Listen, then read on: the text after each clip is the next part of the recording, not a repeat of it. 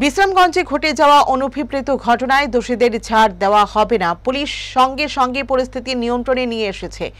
আইনের পথে চলবে, নিজের প্রতিক্রিয়া জানালেন মুখ্যমন্ত্রী অধ্যাপক ডক্টর মানিক সাহা। সবাই সমাজের একটা এবং অংশ, এবং থানা আছে, পুলিশ আছে, আইন আছে, এবং এইগুলো তো আছে কারণ এই ধরনের ঘটনা যেগুলো সঙ্গে হতেই পারে।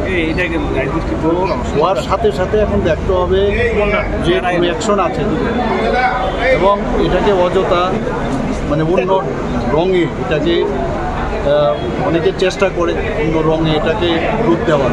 আমি বলবো যে এর থেকে যেন বিরত থাকে। পুলিশের কাজ করেছে, ঘটনা হওয়ার সাথে সাথে কিন্তু সেখানে পৌঁছে গেছে।